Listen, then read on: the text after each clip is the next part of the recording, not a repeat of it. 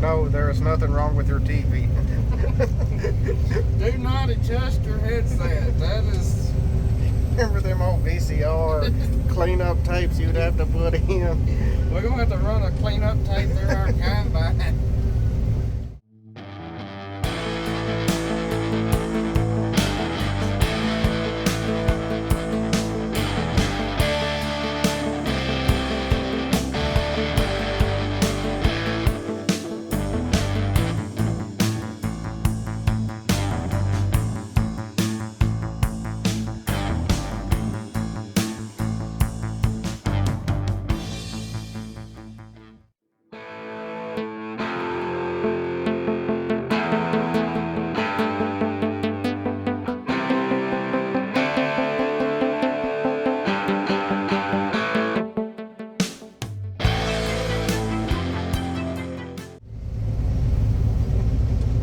Do not rewind. What was it? Left audio check. Right audio check. Man, them was the good old days. How did we go to the digital age? It ain't as cool when you walk into somebody's house and you could used to see their big video collection. It ain't Now it's like, oh, let me pull it up on streaming. and then you get to watch the spinning circle of death. Oh gosh. Twister. Well, I'm kind of missing some beans over here.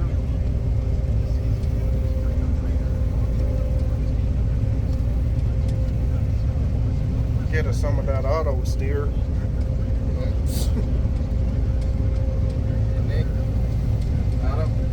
That's all I need is to trust the government satellite driving us through this Field. Yeah. Sleepy Joe might hit the nuke button and send a missile right at us.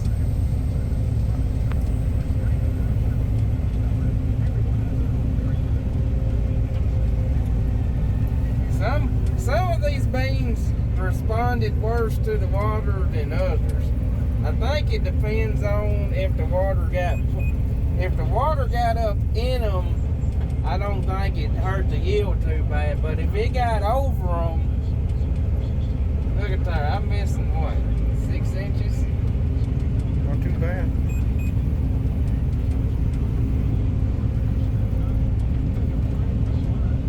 Ain't many landlords like that right there.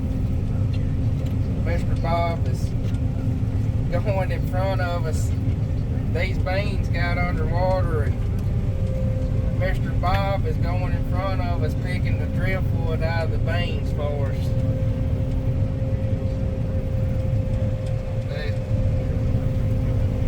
The water really, really hurt us down here. I don't know how much got underwater. I think anywhere pretty well. You see them brown beans around there? Yep, them got underwater. Knocked about, 30 bushel an acre off of them. Oh yeah. Cutting 60 where they didn't get underwater. Cutting 30 to 40 where they did get underwater.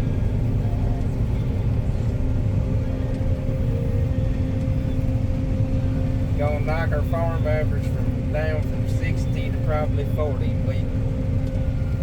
It's the curse of the 40 bushel beans. Cutting like 22 right here. Can't see them. Can't see all, when y'all see all that dirt, y'all see all that dirt falling up out of that feeder house? That's where them beans got underwater. And that's all that dirt that floated up in them beans. It's at, there's the creek right there. And it back, the creek flows down and then there's another, it ain't a creek, but it's a big ditch that runs up there, and that when that creek gets full, it water backs up that ditch and backs out in their field, and there ain't nothing you can do about it. It's just part of working this old creek bottom ground. It don't happen a lot, but it happens sometimes, and it had to happen on the year We had really good beans made down here.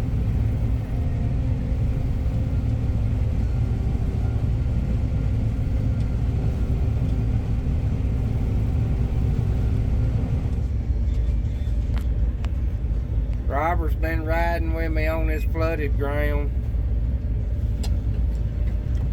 Robert's been riding with me, trying to help me watch and trying to help me spot all these driftwood.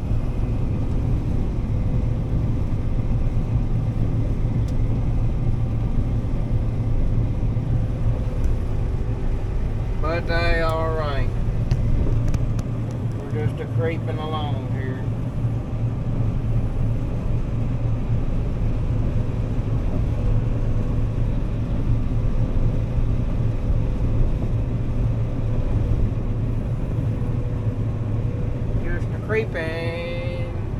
Creeping, just creeping.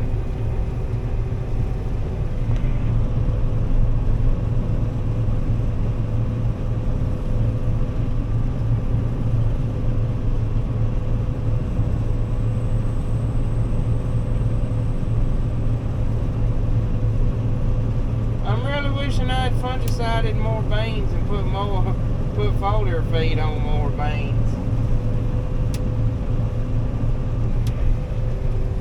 What we have fungicided and what we foliar fed is really outperforming what we did not fungicide.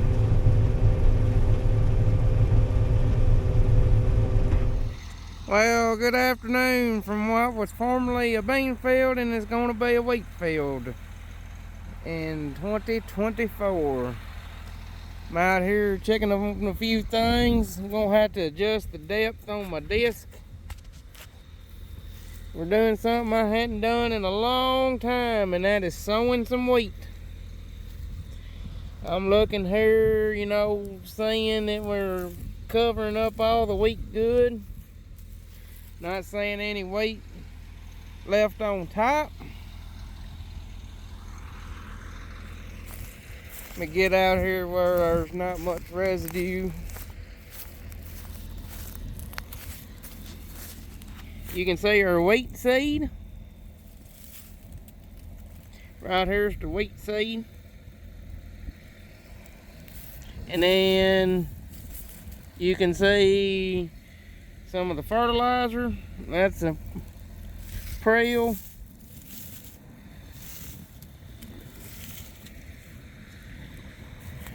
So we're running DAP, potash, ammonium sulfate, and microsync, which is their micronutrient package. I had to bring the disc over here to straighten up some terraces. This is the farm where we built those huge terraces last spring. This spring, had to straighten them up a little bit. The title of that video was Fixing the Grand Canyon. But we got to thinking, well, instead of dragging the 15-foot drill over here to drill this, we've already got the disc over here. We're already going to have the co-op over here slinging fertilizer anyways. Let's just go on, put the weight in it, work it in with this disc, and be done. We're extremely dry.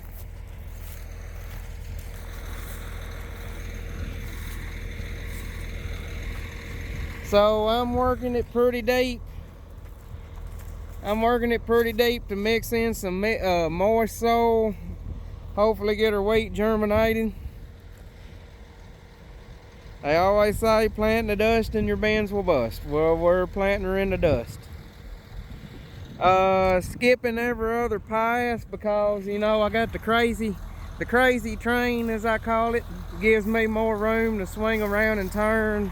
Got the GPS in there, no auto steer, just a standard old light bar like we used back in the beginning days of GPS. But hey man, it Even though I still got to manually steer it, the GPS still makes life a lot easier. Gonna get in here, and I got this thing. You can see how deep that thing's cutting. I'm gonna shallow it up just a little. Not a lot, but a little. I'm always amazed how when we first started, this disc was not cutting worth of crap. But as these blades got shined up,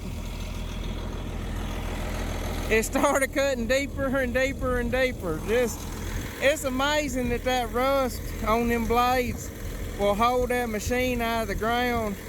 And as them blades get shined up, that disc starts taking the ground better. Part of the reason we're working this is we had a bunch of late season grasses come in. You can see that grass there. You can see how thick it was. I don't know why it come up in these beans. I mean, when we fungicided them, we had select in there. And the grass turned brown and we thought it had died. But apparently it put back out up underneath the soybeans. And you know, when the leaves fell off, there was the grass.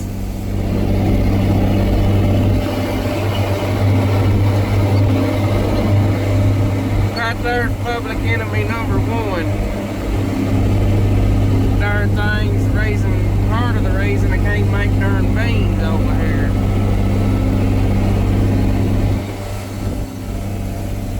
This is an old big steep hill farm, and there's some great old big terraces on that side that I'll show you, and we had to work them and slick them up so that the fertilizer truck could fertilize it and we could drill it.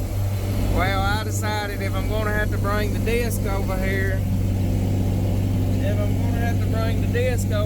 I might as well just let co-op sling the fertilizer, put my wheat in there with the fertilizer, and just take this disc and work it in, and we won't have to drag that 15-foot drill over here.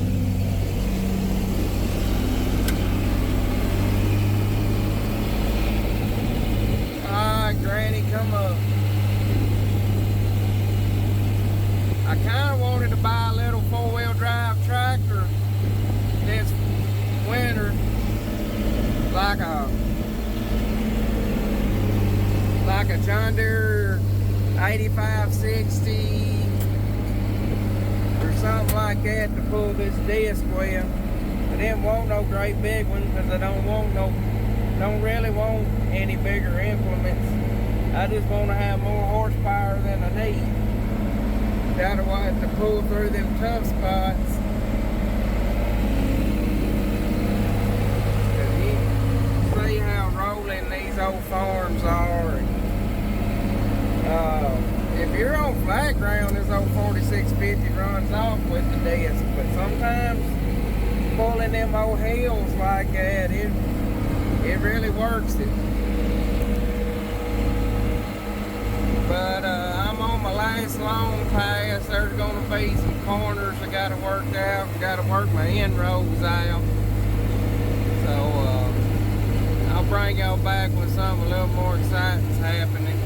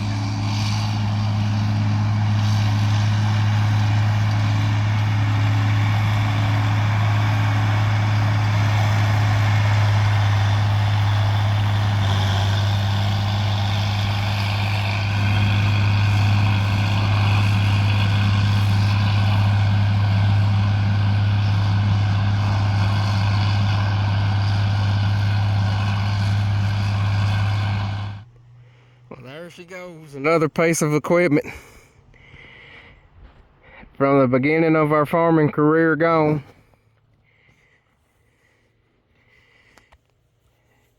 Replaced with something just a little newer. I enjoy talking to Cole and his wife Julia. We visited. Would have liked to visit it a little longer, but they had to get all the way back to South Carolina, a 10-hour trip. And it's already late, so I hope they can make it back safely, and hope Cole has real good luck out of the header. Well, it's gonna be one of them days where we're doing a little bit of everything. If we got some wind noise, I'm sorry. But come over here to the field to get the HoneyBee. I absolutely love this trailer built into this header. I don't know why more companies don't do that.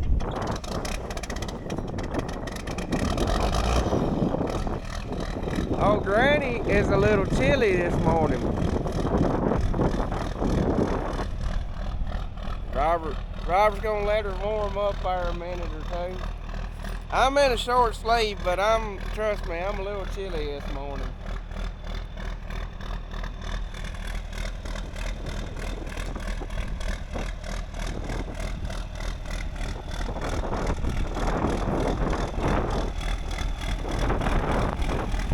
That was let me get in the sun here.